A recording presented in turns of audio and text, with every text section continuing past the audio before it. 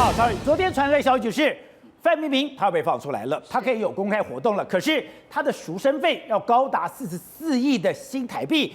但是我们能讲了，她只是第一个。现在整个中国的演艺圈人心惶惶，连舒淇都被迫要交回了1.8亿。是，接下来我们看到了第二个被点名的，竟然是冯小刚。这个人叫蔡小兴，据说是在中国非常有名的人物。他就讲说，你就等着查你吧。对他实名举报蔡小兴，他大 V， 也就是说他是微博的 VIP， 信用很高的。大 V 是 VIP 的意思 VIP 就是他给他的赞啊，他的那个头衔很高的，就是公信有公证过的。他实名举报，他说其实呢，就说某裤子，其实冯小刚的绰号叫冯裤子，所以他们一看就知道是在讲他。有20几，他的外号叫裤子，对，叫冯裤子。20几个大导演，他们现在是工作的关系跟北视有关系吗？是这个样子吗？他的意思就是说，然后25号调查局的人就到北视去，北视就是北京电视台。好，果然冯小刚他的现在还是北京电视台的人，然后他的办公室还在北京电视台里面，十几20年来都是这个样子。但是他们一查发现说，他其实根本没有实质在北京电视台工作拍戏，甚至于连班都没有去上过。所以呢，经过调查，没有去过也领钱吗？有领钱，有用办公室，有用很多的水电，可能别人在使用。所以消息出来之后，听说冯小刚立刻补了100万人民币的，他说是缴水电费。但是因为这样一被查、一被举报了之后，这个蔡小兴讲出来之后就说，这只是一个开端，要针对冯小刚的事情正要开始，补缴100万水电费只是一个开端而已。所以我们今天一起谈过，就是他们都是跟华谊兄弟有密切的关系。之前也谈到了冯小刚非常的炫富，我们看到的影片就是你进到了他的房间，你不是只是说里面是非常富丽堂皇哦，他每一幅字、每一幅画、每一个雕塑，那个都是真品。你现在看到所有的东西都是以1元起跳，也就是因为这样的一个炫富，他就被盯上了。他的收藏品价值20亿人民币。20亿。好，我们说冯小刚的这个他被追查是有迹可循，而且最近他们做了一个很大的动作。什么很大的动作？他们纷纷去注销登记他们的公司了。霍尔果斯中间果然有冯小刚在内。好，包括哪些名人你来看这个刘诗诗、黄晓明、冯小刚就在这里，章子怡、徐峥等等的人，这些名人在最近他们的公司全部都停掉了，而且他们的公司都在霍尔果斯。你想想看，这么有名的人，这么有钱的人，这么样的大腕，为什么在这个敏感时刻要通通这么快速去注销登记呢？为什么？这是一个指标，也就是说，他们都知道情况紧急了。我们可能是下一个目标，每个人都会被查。对，因为这些公司通常就是大部分都是空壳公司，而且除了空壳之外，甚至于包括很可能在做洗钱的动作，所以他们应该是已经被盯上、被调查，所以他们快速去注销登记，那当然会引起很大一个仿效的效果，因为在那边有2、3千家这样的公司。而且你昨天提到了，现在中国大陆有一个限薪令，最高只能拿到1000万人民币，多了你就要全部给我吐出来。现在刚刚讲到的，已经不是只有范冰冰了。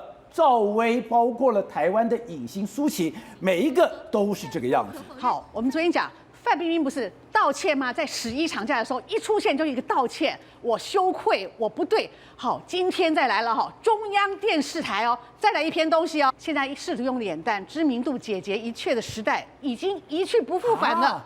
明星是公众人物这有示范作用，应该要注意。好，这讲得太白了吧？直接讲，不要以为脸蛋可以解决一切。对，他说今天范冰冰这个案例，希望能够警醒那些梦中人好，所以就是刚刚我们讲那些人，你们都要好好给我注意，很可能下一个就是你们。还有呢，你说这是央视公布的，这是央视今天你看每一天都有动作，其实接下来会有一连串的动作。好，他又讲还有个别影视明星的所作所为，并不在范冰冰之下，甚至有过之而不及的，我们要等下一个。他们已经有目标，已经锁定，甚至已经在调查当中，很快就要公布了。所以范冰冰不是第一个，还有第2个、第3个，那不是大家的猜想，是央视都自己出来讲了。所以每一天都有新动作，还有更多的爆料。今天最新的爆料是什么？范冰冰因为现在已经出来了，可是她当天5月底那天被抓的状况，现在爆料出来了，非常非常的惨啊！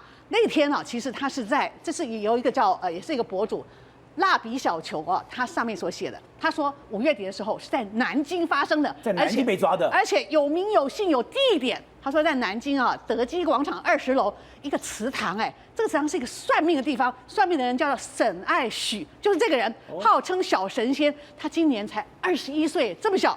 好，那一天怎么样？范冰冰啊，透过这个德基广场的这个老板介绍他去算命，算命的费用你知道高达多少钱吗？200万人民币和台币快要900万，算一次命正在算的当下，调查人员到场了，把范冰冰带走。听说当下是立刻戴上头罩，带走了，带回北京去受审。然后呢，包括这个帮他们算命的小神仙也带走了，德基广场的老板也被带走。为什么？因为在算命、风水、迷信，在大陆是完全禁止的，你在这么公开的一个动作，所以连带所有人都会带走。那大家在想，范冰冰不是在算命吗？算自己的前途吗？为什么花这么多的钱去算命？可见那个当下他是有很强的危机感，没有想到这一天也是他落难的那一天。好，那选现在讲说。中美现在要冲突了，现在的战争从贸易打到了军事。我们过去讲到，你要打仗的时候，你要高筑墙，你要广积粮。所以有人讲说，你现在从这些影视圈里面，我就是把钱全部收拢来，而且不是如此。现在中国还有一个讯息出来，就是他们在海外很多的高官子女，在海外都有大笔的钱。现在这些高官子女跟你的钱，竟然也要给我回到中国。抱歉，不止高官子女，你还记不记得马云最近被要求要把 VIE， 就是可变利益实体也交回去？所以现在显然中美贸易战真的要打起来。打起来，第一个要有钱，把你的钱粮要充公。第二个要把侄子叫回来，就是你的人，你的重要人物如果还在美国，万一我被扣押当作人质的话，怎么得了？抱歉，所以这一次大规模的召回，不只是上次我们讲的正在美国拜访的海军司令被召回，连已经在美国留学的高官子女全部都要召回。这是美国的商业期刊所说的。抱歉，因为他还是日文版他日文版特别去访问中国的外交官员，他说，因为短期贸易战不会结束，有很多中国的高官，他儿子女儿，记不记得以前有读 Stanford 的，有读 Harvard 的，有读这个 Georgetown 的，他说糟糕，这些人去的时候多半都带着家里的钱去的，在当地买房买车。你知道，我告诉你一个实际故事，我有个亲戚在做保险。他说他有一天接到一个电话，说有一台 BMW 大7在公路上撞烂了，没有人要。你知道大7在那边卖起来大概要超过10万美金，甚至贵一点15万美金，撞了就撞了，撞烂了没人要。结果他打电话一问，说是一个女留学生。女留学生为什么不要？他说我家有钱，这车我不要了。再去打听，是当年中国北方军火集团的高官的子女，所以对他来讲，一台10万、12万美金车撞烂不要紧，所以这一次中国的整个召回的动作是，他怕这些钱财、屋房、车，不但是连人被扣押，而且还被公布出来，变成中共官方跟民间冲突了之后，他已经下令全部给我卖房卖地，人就立刻休学，全部给我回到中国来。好，那是有一部非常有名的片子《满城尽带黄金甲》。那些非常华丽的铠甲，它是有所本的，来自整个唐朝的明光铠。但你说这是最神秘的盔甲，中国有史以来最贵。可是有趣的是，这么贵重的盔甲，这么制造精细的盔甲，竟然没有一件留在世间。对，宝杰，所谓中华第一盔甲，其实讲的是唐朝的明光铠。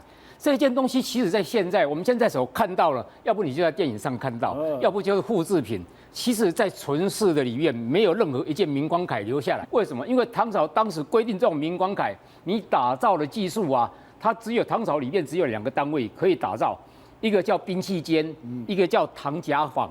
唐甲坊这2个地方里面的人是管制，就像我们现在中科院的劫机密地，不能随便乱跑。对，你不能乱跑，每个人都被管制。对，而且你不能行诸文字，你打这种明光铠，你怎么打？你不能讲出来。死了以后，武士你如果战士啊将军死了以后，明光铠不能带到墓里面去，它跟陌刀其实是一模一样的。所以陌刀跟明光铠，唐朝一概。所以你说我把明光铠交了某个将军了以后，你死了我会把它拿回来的。对，那因为这个明光铠打造太精致，你知道这种明光铠它跟以前的盔甲不一样，它开始中国有板甲的出现，其实你看到胸部这边，一般来讲我们都是所谓鳞片的一片一小片一片鱼鳞甲。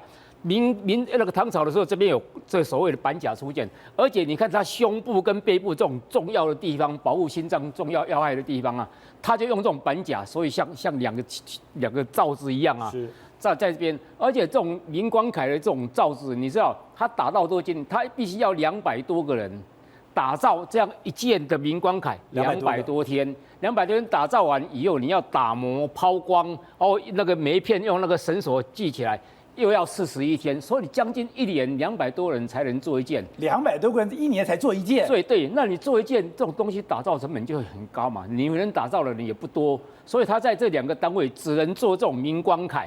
那做出来以后，中有唐一朝大概只有做3500件，谁穿？唐朝的特种部队玄甲军穿了。玄甲兵。对，所以其他人你没有办法打造，也没有办法穿。那这种东西你知道，在测试上，就是陌刀队穿的。对，没有错，陌刀军。那你知道这种当时在这种明光铠打造出来，他们史书做一个记载非常可怕，是他跟屠孤军、屠劫，我们讲屠劫啊，屠劫军对战的时候，10公尺以内。屠劫兵拉弓拉满弓，用屠劫军拉满弓，屠劫的那个弓啊，拉出来差不多是像现在等于72斤80磅的一个力量，72斤的力量，射出来10公尺以内哦，用他们的破甲舰射这个明光铠，结果屠劫军吓坏了。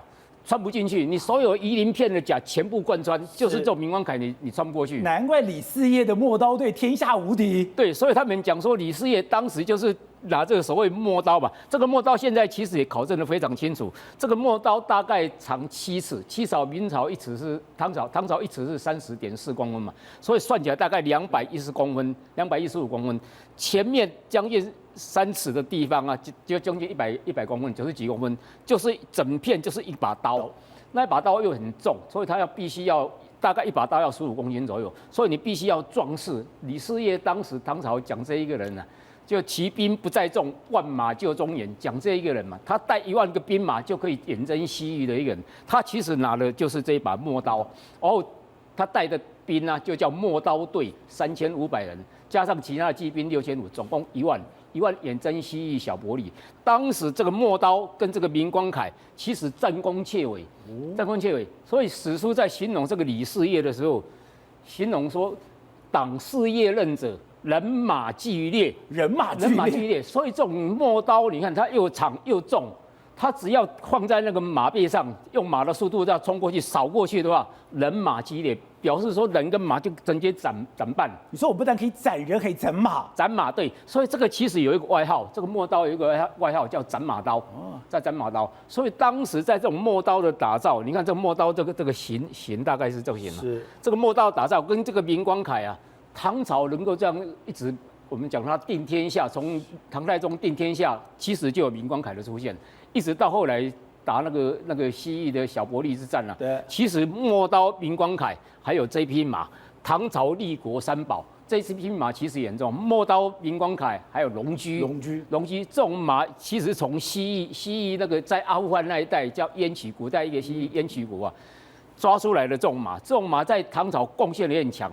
这种马，你看它身高145公分，胸腹那个肌肉很强，它比蒙古马，我们讲说蒙古马耐走啊，它有耐走的优势，它一日可以日行300公里，然后比哈萨克马、奔驰还要快，所以这种马当时他们叫龙驹嘛，像龙一样在天飞行啊。龙驹、陌刀跟刚才讲的明光铠，唐朝立国一直到后面可以平定天下，其实这3宝功不可没。